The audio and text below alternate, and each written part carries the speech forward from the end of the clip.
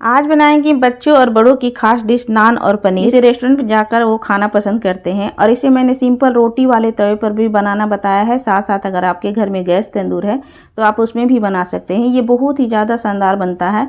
साथ साथ इसके साथ लाजवाब पनीर की सब्जी बनाएंगे बिल्कुल रेस्टोरेंट स्टाइल में, और बच्चे से लेकर बड़े सबको ये बहुत ज़्यादा पसंद आएगा। तो वीडियो को लास्ट तक ज़रूर देखिएगा। आपको भी ये रेसिपी दोनों यानी नान और पनीर दोनों की रेसिपी बहुत ज़्यादा पसंद आएगी और आप भी इसे अपने घर में बनाइएगा। नमस्ते दोस्तों, भानुजा द होम मेकर में आपका बहुत बहुत स्वागत है। तो चलिए वीडियो शुरू करते हैं। इसके लिए मैंने एक बड़ा बर्तन ले लिया है जिसमें हम आटा गूंथते हैं और इसमें मैंने 3 कप मैदा डाल दिया। इसके साथ अगर आपको कम बनाना है तो आप कम भी बना सकती हैं। इसमें हम डाल देंगे स्वाद अनुसार नमक, डालेंगे 3 चम्मच पिघला हुआ घी, आप रिफाइंड भी डाल सकते हैं। और इसके बाद हम डाल देंगे 3 चम्मच चीनी। चीनी डालना ऑप्शनल है, आप इसे हटा भी सकते हैं। इसके बाद हमने 3 चम्मच डाल दिया बेकिंग पाउडर, यानी 1 कप पर एक चम्मच, और 1 चम्मच हमने डाल दिया बेकिंग सोडा। उसके बाद हमने लिया है हाफ कप ये दही, ये फ्रेश दही है, आप थोड़ा सा खट्टी दही भी ले सकते हैं। और उसके बाद इन सबको पहले दही डालने से पहले हम अच्छी तरह से मिला लेंगे और उसके बाद इस दही को डाल देंगे। और आप नान की तैयारी रात में ही कर सकते हैं, तो मैं रात को ही इसे गूंथ करके रख देती हूँ। उसके बाद सुबह में बनाना रहता है तो बनाती हूँ। तो दही डाल करके हम इसे अच्छी तरह से मिलाएंगे। अब हमने लिया है थोड़ा सा दूध, यानी हाफ कप से भी थोड़ा सा कम है, और उस दूध को डाल करके थोड़ा थोड़ा डाल करके हम गूंथ लेंगे जितना आवश्यकता रहेगा। तो दूध से ही गूंथना है, आपको पानी नहीं डालना है। अगर आपके पास दूध नहीं है तो आप पानी से भी गूंथ सकती हैं। तो इस तरह से हम इसे गूंथ करके अच्छी तरह से मिला करके थोड़ा सा तेल ऊपर से चिकना करके और इसे ढक करके रात भर के लिए रख देंगे। तो ये हो गई रात की तैयारी। और अब हम सुबह में पनीर इसे बनाएंगे, ब्रेकफास्ट में बना रहे थे। तो हमने लिया है यहाँ 300 ग्राम पनीर, 2 टमाटर, 2 प्याज और थोड़ा सा लहसुन लिया है, और एक छोटा टुकड़ा हमने अदरक का लिया है। तो पनीर ये घर का बना हुआ पनीर है, और पनीर घर में कैसे बनाते हैं इसका भी रेसिपी मेरे चैनल पर है, तो आप उसे ज़रूर से देखिएगा। और ये बहुत ही सॉफ्ट पनीर रहता है घर का बना हुआ। तो हम इसे इस तरह से चौकोर काट लेंगे। आपको जैसे जितना भी छोटा काटना है आप काट सकती हैं। तो इस तरह से पनीर को मैंने इस तरह से कट कर लिया है। और उसके बाद ये देखिए मैं इसे रख रही हूँ। ये देखिए इस तरह से मैंने चौकोर चौकोर काट लिया है इसे, और ये बहुत ही ज़्यादा सॉफ्ट रहता है घर वाला पनीर। आप पैकेट का भी ले सकते हैं। अब इस प्याज को हम स्लाइस में काट लेंगे इस तरह से। और उसके बाद ये जो लहसुन है और आदि को भी अदरक, यानी आदि को अदरक भी बोलते हैं, तो इस तरह से हम लहसुन, अदरक और टमाटर को कट करके डाल देंगे एक मिक्सी जार में। हम इसे पीस लेते हैं। इसके बाद चलते हैं मिक्सी की तरफ, और मैंने इसे देखिए इस तरह से पीस लिया है। तो अब उसके बाद ये तैयारी हो गया है, लेकिन अभी थोड़ा बहुत और पीसना बाकी है, क्योंकि हमने जो काजू को जो सोख करके रखा है उसे भी डाल करके थोड़ा सा पानी डाल करके उसे भी पेस्ट बना लेंगे, और इसे भी एक बाउल में निकाल लेंगे।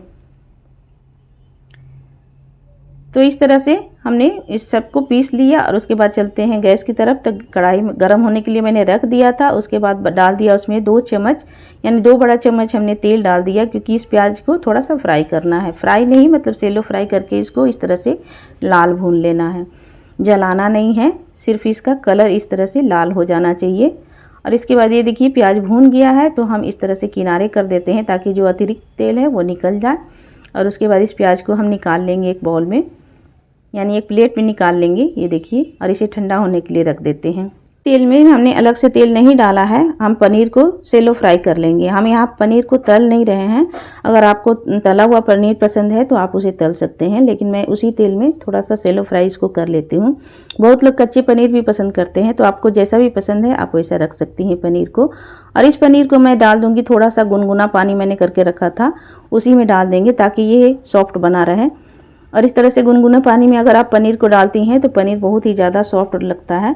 ऐसे तो ये घर का पनीर है तो और ज़्यादा ही सॉफ्ट रहता है। तो हमने 1 चम्मच और तेल डाल दिया, और उसमें डाल दिया 1 चम्मच जीरा, 1 तेज़पत्ता डाल दिया, और 1 बड़ी इलायची और छोटी इलायची को हमने कूट करके डाल दिया। हाफ टी स्पून हमने डाल दिया इसमें हल्दी पाउडर, और 1.5 टीस्पून हमने डाल दिया इसमें कश्मीरी लाल मिर्च पाउडर।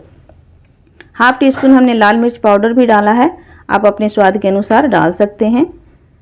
तो इस तरह से डाल करके जब तेल में हम इस तरह से मिला लेते हैं, पहले कश्मीरी मिर्च, हल्दी पाउडर, तो उसके बाद कलर बहुत ही अच्छा आता है पनीर का, यानी कोई भी सब्जी का। और उसे धीमा आंच में ही हमने डाला है। और इस तरह से उसको डालने के बाद हमने टमाटर डाल दिया और उसे अच्छी तरह से भूनेंगे। अब यहाँ पर प्याज भी ठंडा हो चुका है, जिसे हमने थोड़ा सा भून लिया था, और इसके बाद इसे भी हम पीस लेंगे। आप बिना पानी के भी पीस सकते हैं या थोड़ा सा पानी डाल के भी पीस सकते हैं। तो इस तरह से जो हमने टमाटर डाला था और आदि और लहसुन का पेस्ट, उसे अच्छी तरह से भून लेंगे, यानी तेल छोड़ने तक। कुछ पाउडर मसाले और मिलाएंगे। तो हमने 1/4 चम्मच काली मिर्च पाउडर डाला है, हाफ टी स्पून डाल दिया जीरा पाउडर, 1 चम्मच हमने धनिया पाउडर डाला है, हाफ करके हमने 1 चम्मच के आसपास धनिया पाउडर डाला है।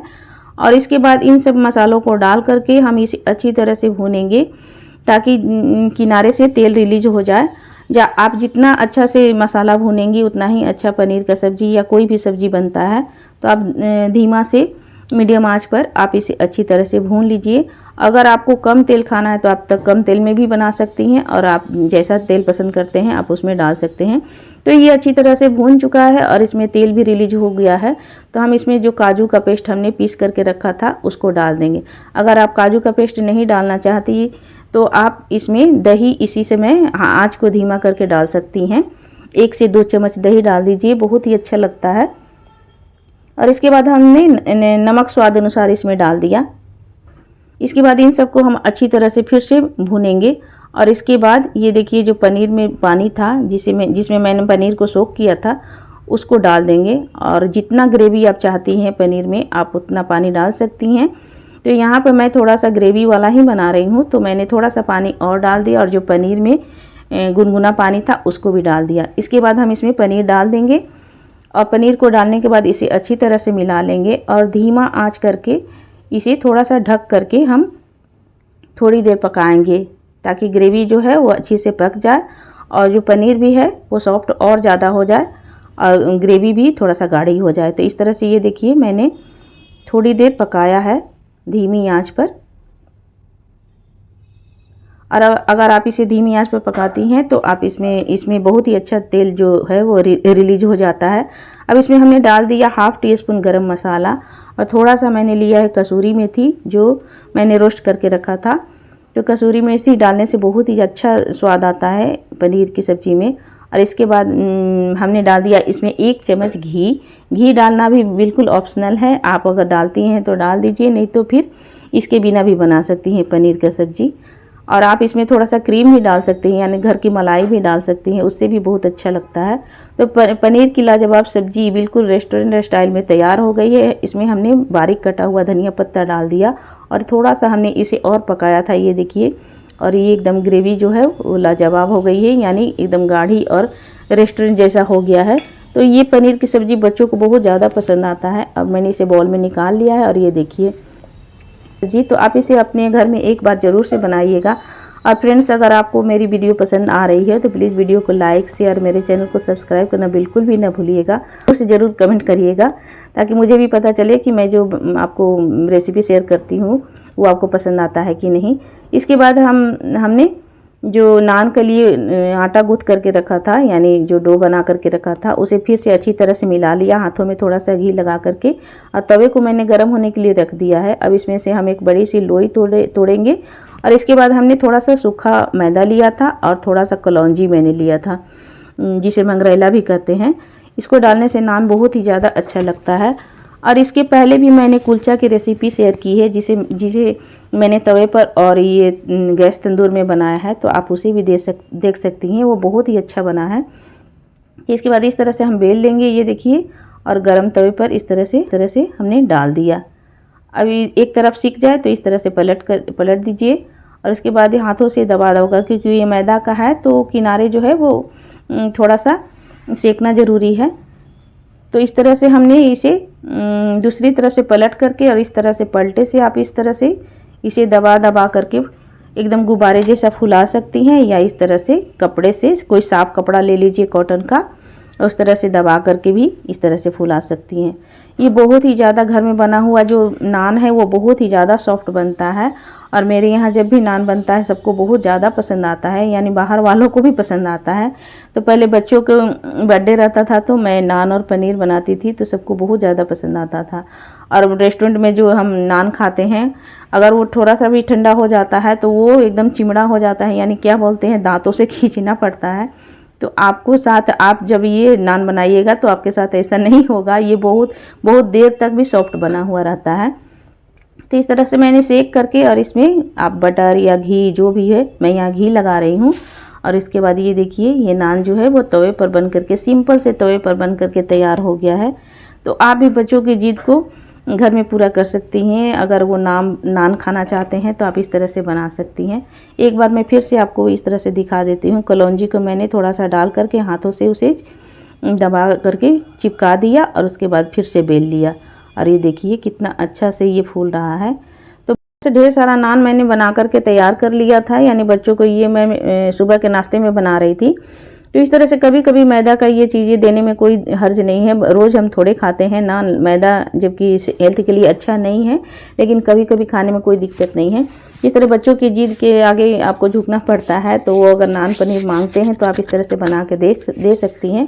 अगर आपके घर में इस तरह से गैस तंदूर है तो आप लोहे का जो गैस का लोहा होता है उसे हटा दीजिए और इस तरह से इसे प्री हीट कर लीजिए 5 मिनट के लिए। और इस तरह से इस गैस तंदूर में आपको एक साथ 3-3 नान बन करके तैयार हो जाएगा।